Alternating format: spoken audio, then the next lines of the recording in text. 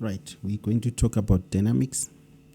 Dynamics is the study of forces and their effect on motion, as opposed to kinematics, which is the study of motion regardless of the cause of the motion or the mass of the object.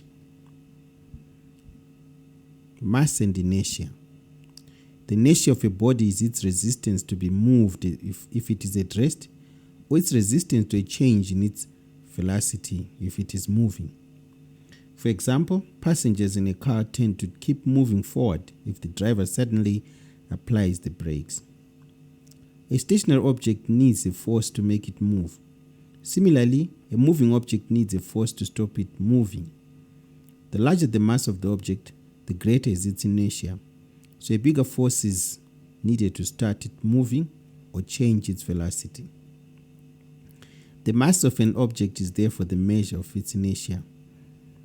Now, we worked on the definition for mass in lower forms, that it's the quantity of matter in an object. We are going to couple it together with this definition, that is the measure of inertia of the body. Now, looking at force, mass, and acceleration, we talk of resultant force or net force or an unbalanced force. And the symbol for that would be F subscript R.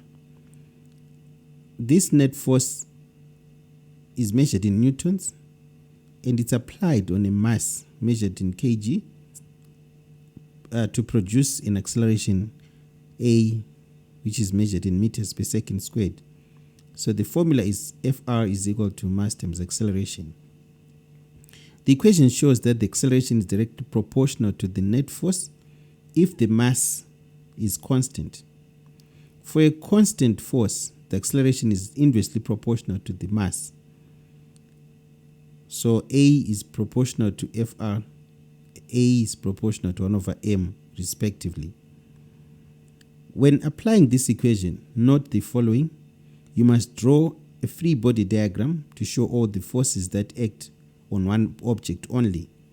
Then balanced force Fr and the acceleration A are always in the same direction. Please do not forget to use the appropriate units, that is the correct units for each. Now, I'm going to teach this topic mostly looking at examples, and the first example that we're going to look at here is the mass on a level ground.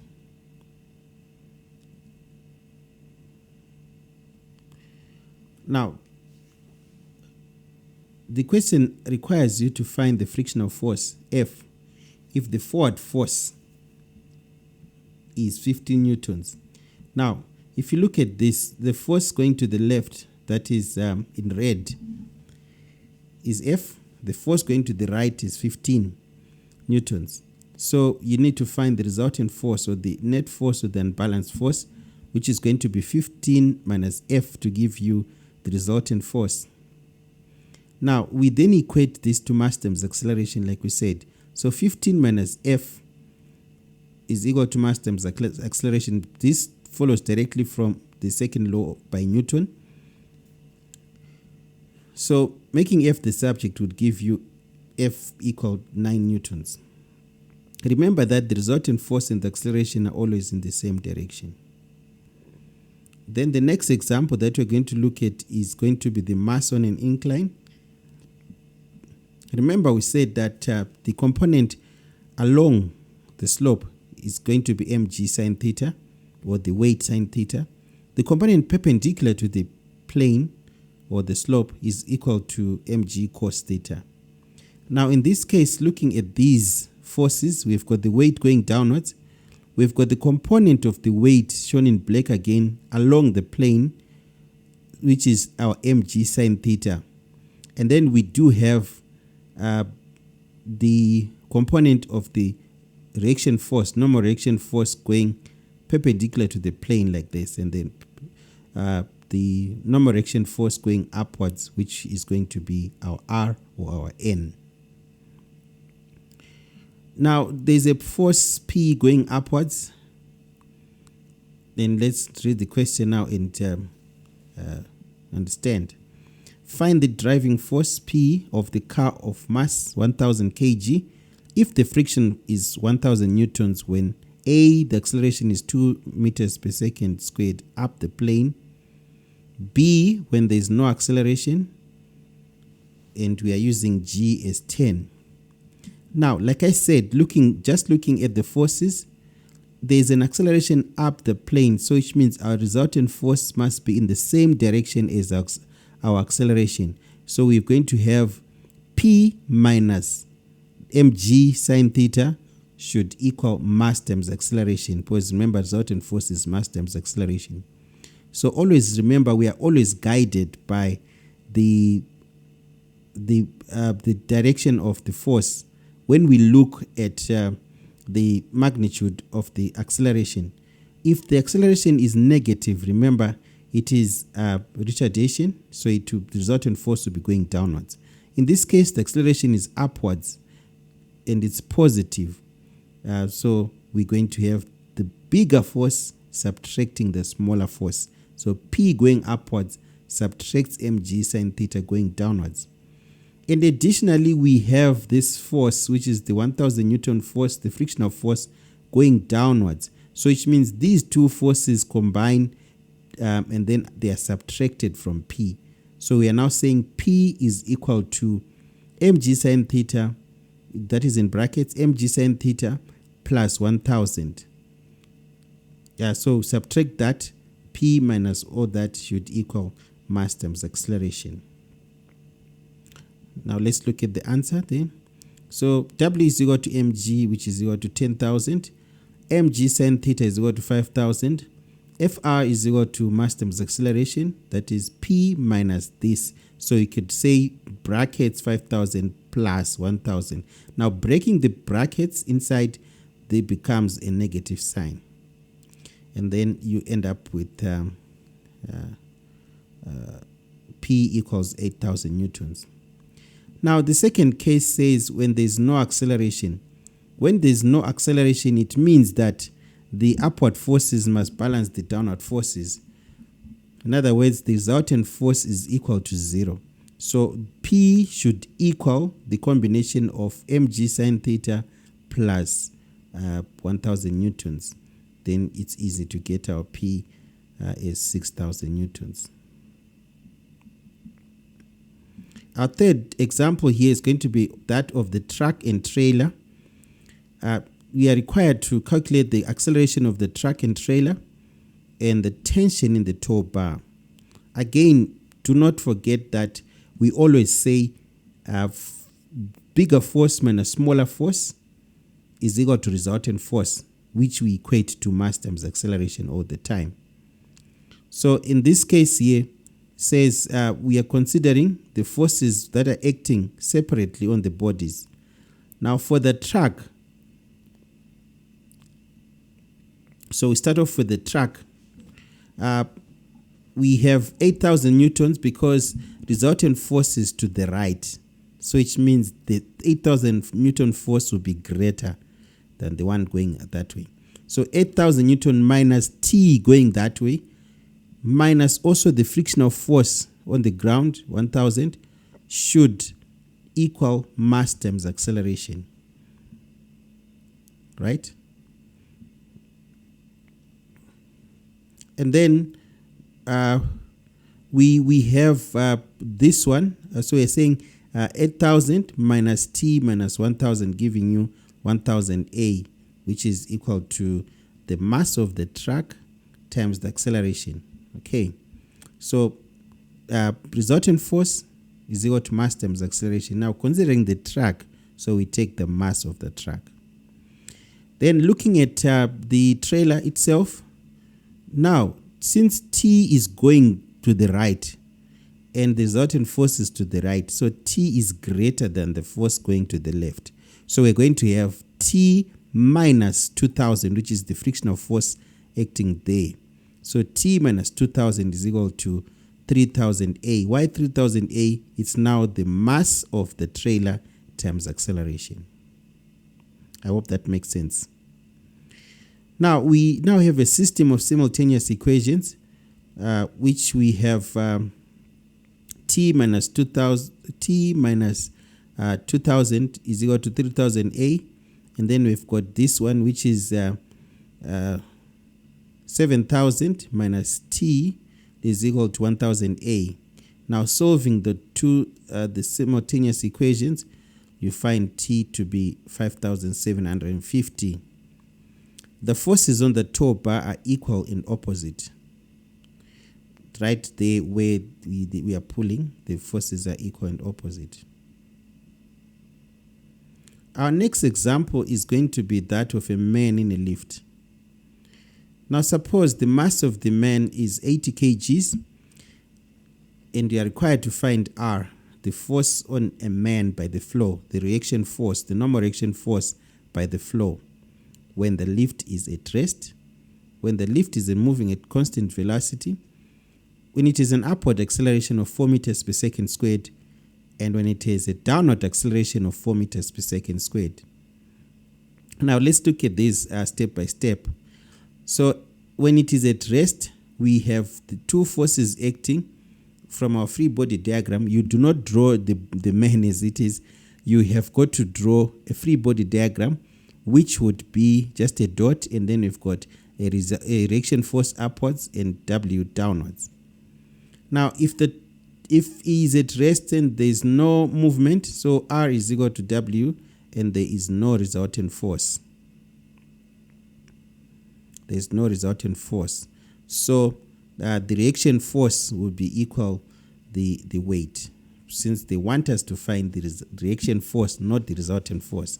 So which means the reaction force is going to be equal to the weight, 800 newtons. Now when it is moving at constant velocity, we do not have any resultant force in that case. Resultant force only exists when we have a body that is moving with an acceleration. If there's no acceleration, that is if the speed is constant, then there is no resultant force. So we can say in that case, R is equal to W, the reaction force will also be equal to 800 newtons.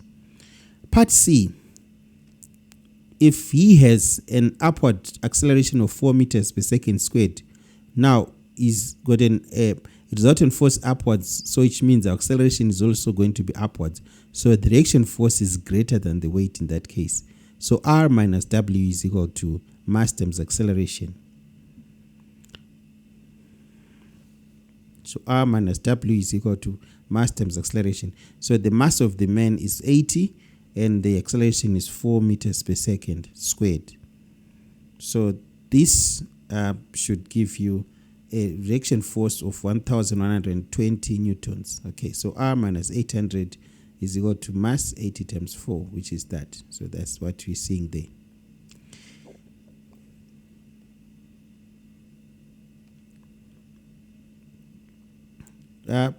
He weighs 1120 newtons. The man pushes down with an equal and opposite force to R by law 3. Okay, so that will be Newton's third law. We're going to talk about Newton's third law in our second lesson, not today.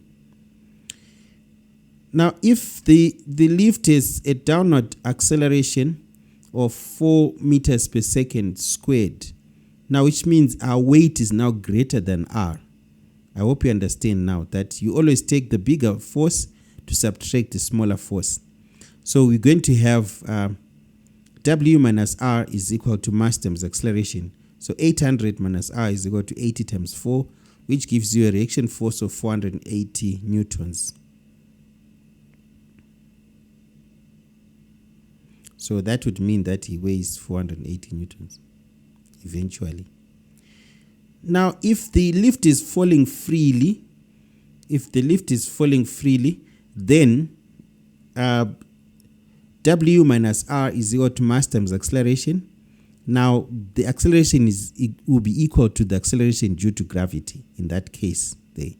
So whenever you have an object falling freely, it's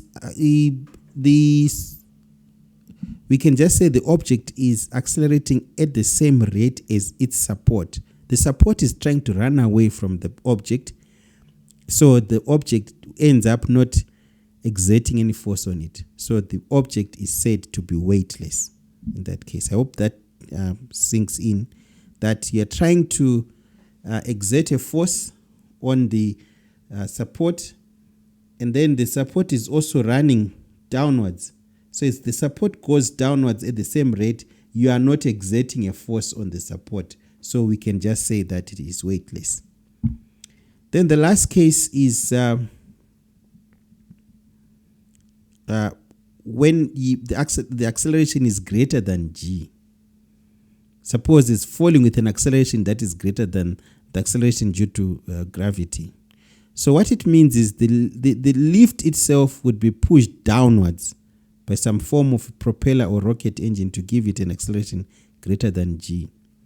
If the downward acceleration, say, is 2g, the man would rise to the ceiling. That's what it means.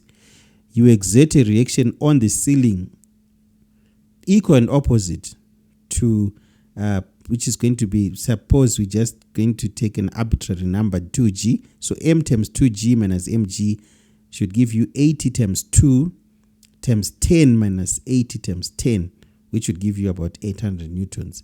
So we pushed upwards with the force of 800 newtons.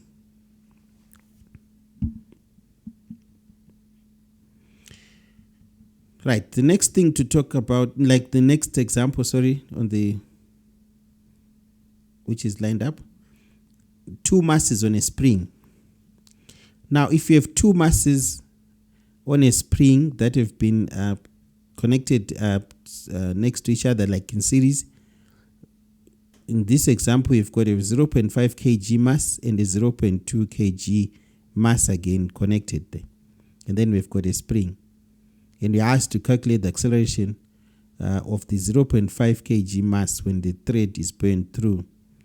We still use our formula F, resultant force is equal to mass times acceleration.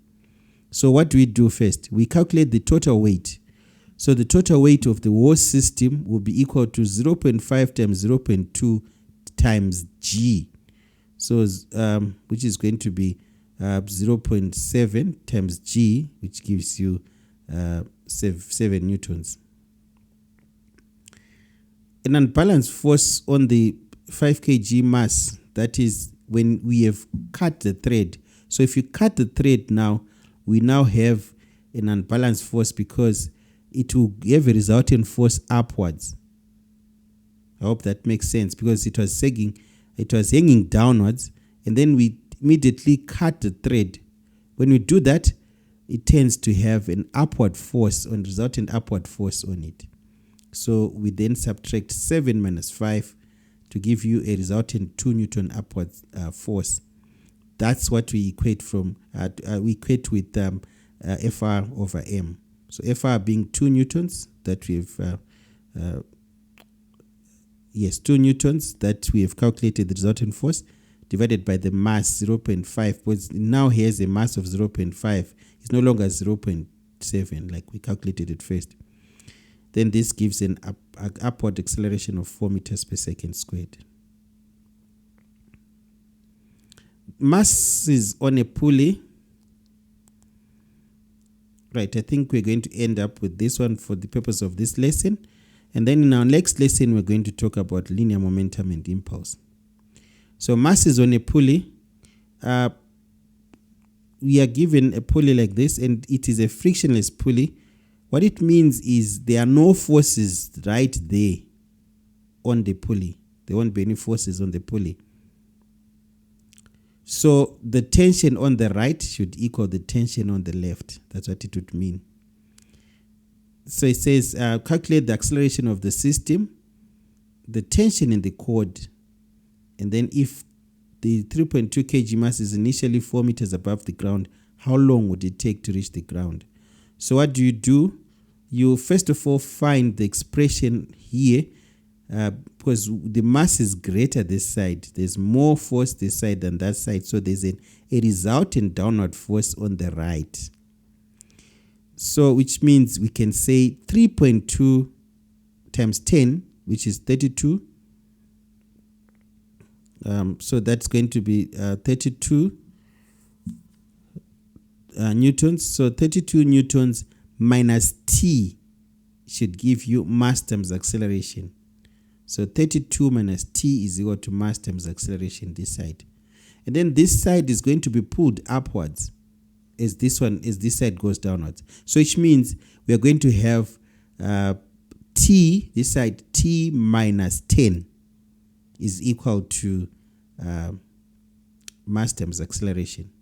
So here we have got 32, I'm sorry for this. This is supposed to be 32 minus t is equal to 3.2a. That's on the right side.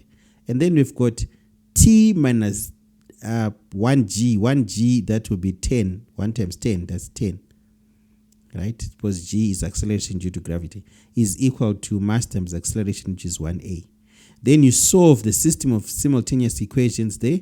You get our a is 1 meter per second squared. Then using the equation s is equal to ut plus half at squared, since u is 0, you have s is equal to half at squared. Using the acceleration that we found there, we're substituting there, and the distance above the ground is 4 meters, we are told there.